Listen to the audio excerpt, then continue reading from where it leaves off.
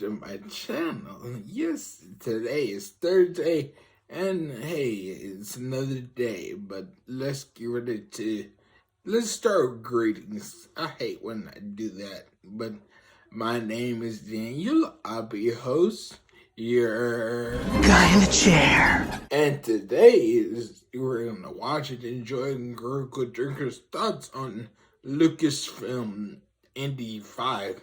It might be the final nail in Kathleen Kennedy's coffin, but we'll see. And so, enjoy. The things that provide some much needed comfort when I wake up in my neighbour's garden in a pool of my own urine is, well, at least I don't have to work at Lucasfilm. I mean, damn man, I can only imagine the workplace atmosphere there must be a bit like the restaurant on the Titanic an hour after hitting the iceberg. Everyone's still there and still going through the motions, but it all must seem increasingly pointless in a wider context. Not only have they presided over the disastrous Star Wars sequel trilogy that saw a 50% decline in box office revenue from the first to the last movie, not to mention entire stores filled with shelf after shelf of unsold merchandise, but they also managed to produce the only Star Wars film in history to actually lose money. Well, when all else fails, fresh tactics. That's right, John Travolta. And in this case, their fresh tactic was to churn out as many cheap, rushed, and badly written Star Wars TV shows as possible on Disney Plus, in what I like to call the throw a bunch of shit against the wall and hope something sticks approach. And funnily enough, this approach eventually backfired with the release of Boba Fett, Obi-Wan Kenobi, and The Mandalorian Season 3, basically the holy trifecta of shit. This is the way. This is the way. If the sequel trilogy had put Star Wars on life support, then I'm pretty sure the Disney Plus shows pulled the plug altogether. But it's not just the movies and TV shows that have fallen apart. The opening of the Galaxy's Edge theme park was a great chance for them to revive interest in the brand, giving fans a chance to interact with their favourite characters like Luke Skywalker, or Han Solo, or Princess Leia. That was the idea, at least, until Kathleen Kennedy bravely stepped in and mandated that the whole place had to be themed around the sequel trilogy instead.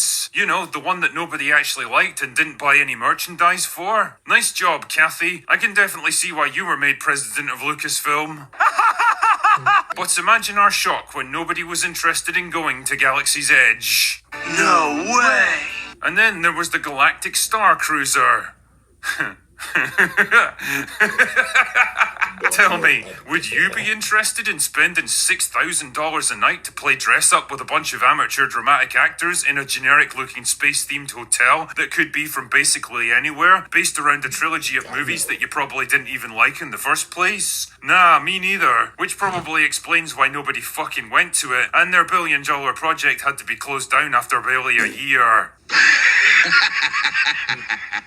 But their failures weren't confined to a galaxy far, far away, dear viewer. Oh no, there was plenty of other properties left to destroy right here on Earth. Like Willow, the unwanted low-budget TV sequel to a not particularly popular 1980s fantasy movie that went down so well, Disney Plus actually removed it from their server altogether. I mean, if I was them, I'd probably lock it in a fucking vault and dump it in the deepest part of the Pacific Ocean. But there was one property that hadn't been completely bulldozed into the ground quite yet. The King of Adventure, one of the most iconic heroes in cinematic history, Indiana Jones. Undeterred by their seemingly endless string of creative and financial failures, Lucasfilm bravely resurrected him for one final adventure, mostly so that he could pass on the whip and fedora to a younger, cheaper, and more diverse actor that could be safely milked for another decade or two. Sure, they didn't have George Lucas coming up with ideas or Steven Spielberg directing anymore, but who cares? They were probably overrated anyway, and I'm sure today's batch of top-notch creatives are more than a match for previous generations of filmmakers. And to really guarantee their success, Lucasfilm brought in Phoebe Waller-Bridge to star opposite Indy and show him how things are done in 2023. I mean, I don't really know why every exec in Hollywood seems to think she's destined to be the next big thing, but whatever. Every once in a while, Hollywood just seems to become obsessed with random British comedians and tries to shove them into everything. Tell me, how did that work out with James Corden, guys? And no, we're not taking him back. Either way, Lucasfilm were determined to make this movie into a success, no matter how much money they had to throw at it, which probably explains why they ended up reshooting the same movie like 3 times over in a never-ending quest to produce something that wasn't complete dog shit. I mean, produce something that they could all be truly proud of. And proud they apparently were. So much so that they screened the movie at the Cannes Film Festival and lifted the review embargo more than a month before the film's release. A decision which I'm pretty sure they regret now.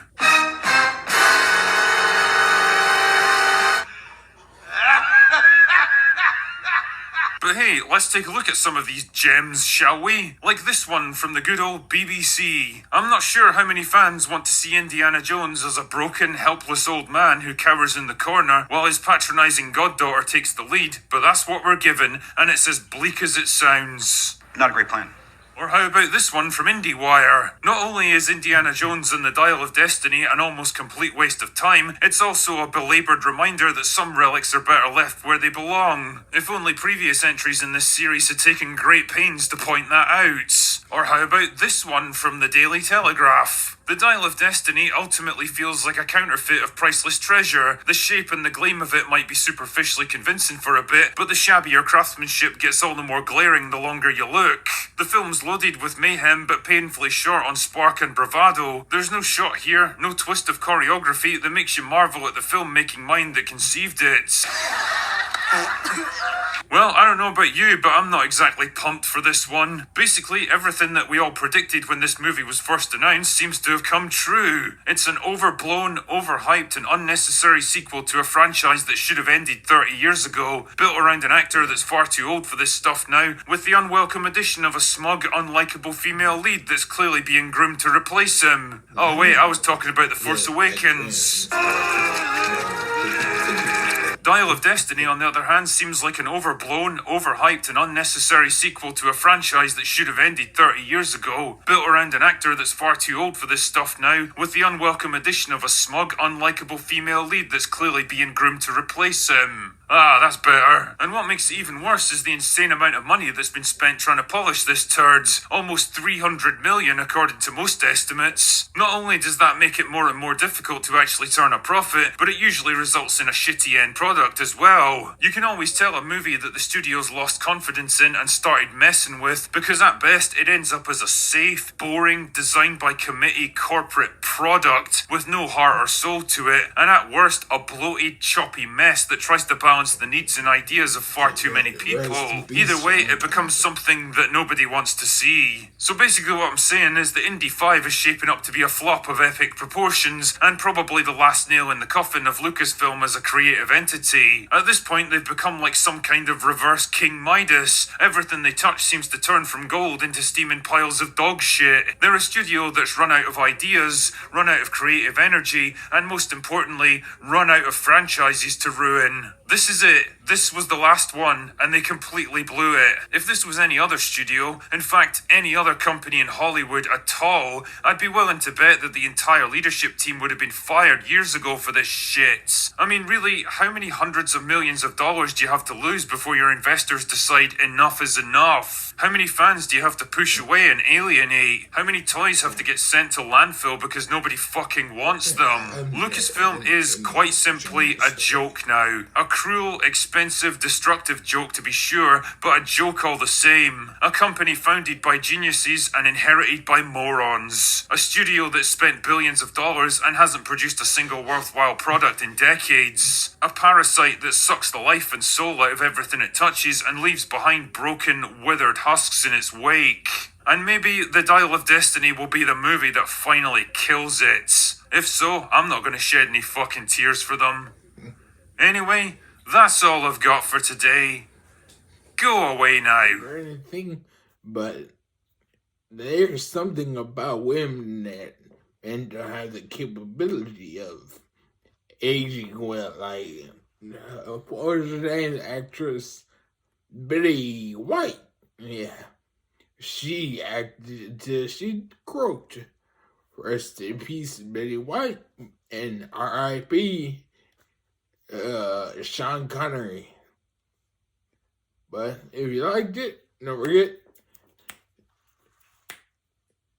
you like it, comment down below, and then subscribe. And hit the notification bell to notify every time I post a new video, and just share. Bye.